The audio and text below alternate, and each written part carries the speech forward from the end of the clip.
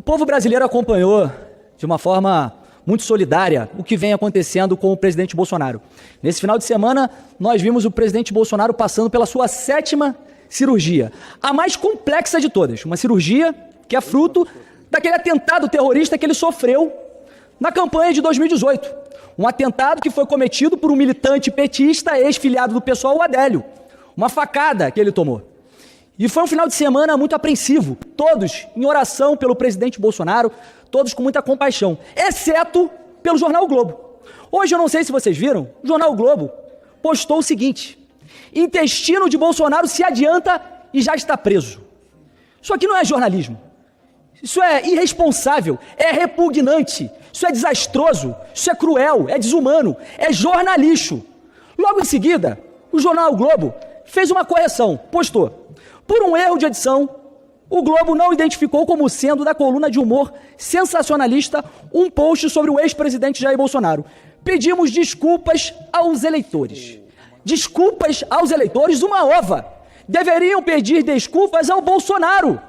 Porque ainda que isso aqui seja feito para uma coluna de humor, isso aqui não se brinca. Não se faz piada com um atentado terrorista como foi feito contra o presidente Bolsonaro. Algo que colocou a sua vida em risco. Até hoje ele sofre por conta disso. E fazendo piadinha. Eu gostaria de saber se eles fariam esse tipo de piada com Alexandre de Moraes. Não fazem. Não fazem porque eles sabem que o buraco é mais embaixo. Olha, eu fico vendo o que o presidente Bolsonaro já passou. Esse homem era um deputado de baixo clero.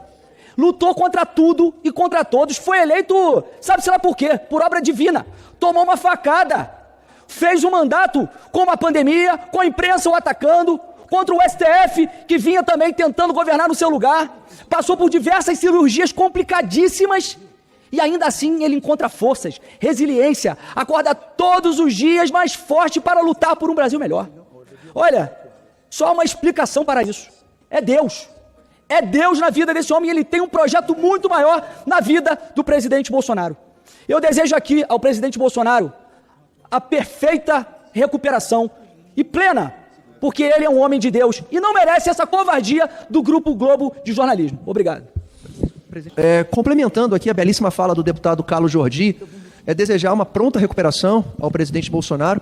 E como o Jordi citou aqui, é um absurdo o Jornal o Globo, um dos principais jornais do nosso país, fazer uma brincadeira, uma indelicadeza, uma covardia com uma pessoa que passou por uma cirurgia de 12 horas, fruto de um atentado que quase lhe custou a vida, de um ex-filiado do PSOL em Juiz de Fora no ano de 2018.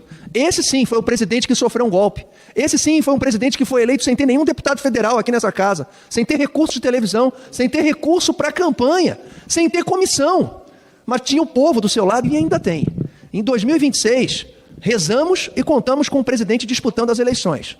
Mas caso as pessoas equivocadas, que não lutam por democracia, se essas pessoas não permitirem que o presidente Bolsonaro venha candidato, estamos aqui firmes e fortes para representá-lo com um grande representante, para levar à direita e para a gente derrubar todo esse mau caminho que, infelizmente, um poder desalinhado com o executivo e com o legislativo, que hoje é mais político do que judiciário, interferindo e permitindo falas como essa aqui, que está sendo feita no Jornal o Globo. Então fica aqui o meu repúdio ao Jornal o Globo por essa declaração que a gente não deve aprovar de forma alguma nessa casa. Obrigado, presidente Antônio Carlos. Carlos Jordi, com relação a essa piadinha que o Globo fez contra o Bolsonaro, eu já estou acostumado. Esse pessoal só ataca o Bolsonaro e só ataca quem defende o Bolsonaro.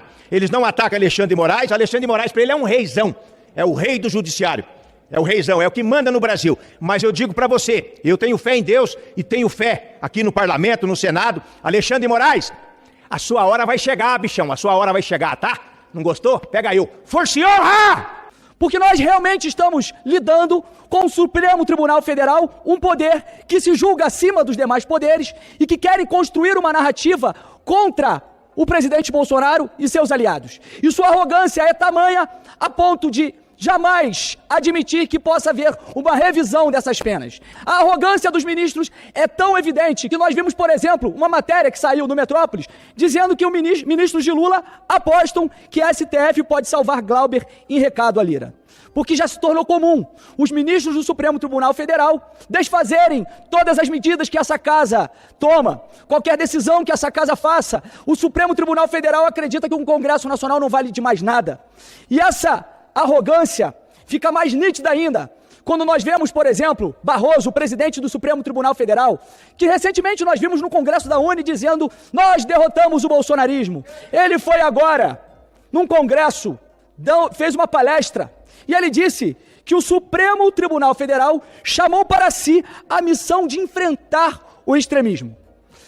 Eu gostaria de saber onde na Constituição está prevista a competência dos ministros do Supremo Tribunal Federal para enfrentar extremismo. Gostaria de saber onde está a competência para que eles possam falar fora dos autos, dar entrevistas, palestras, inclusive escolhendo inimigos, adversários políticos, como eles vêm fazendo, como fazem com o dito bolsonarismo, que escolheram como seus adversários. É evidente que hoje nós temos um Supremo Tribunal Federal que se julga um poder moderador, e quando eles dizem que existe um extremismo que eles devem combater, esse é um rótulo que eles utilizam para justificar a censura, a perseguição a adversários, os abusos de autoridade e toda a perseguição a adversários políticos. E é por isso que é necessário que, nesse momento, os poderes, sobretudo o Congresso Nacional, possa se reafirmar, buscar o seu protagonismo e dar um basta a esse avanço de abuso de autoridade que vem sendo cometido pelos ministros do Supremo Tribunal Federal. Isso está indo longe demais. E nós não queremos que um poder possa se julgar acima dos demais e dizer que eles estão cometendo os abusos para combater o extremismo. Em nome da democracia, estão destruindo a democracia. Obrigado.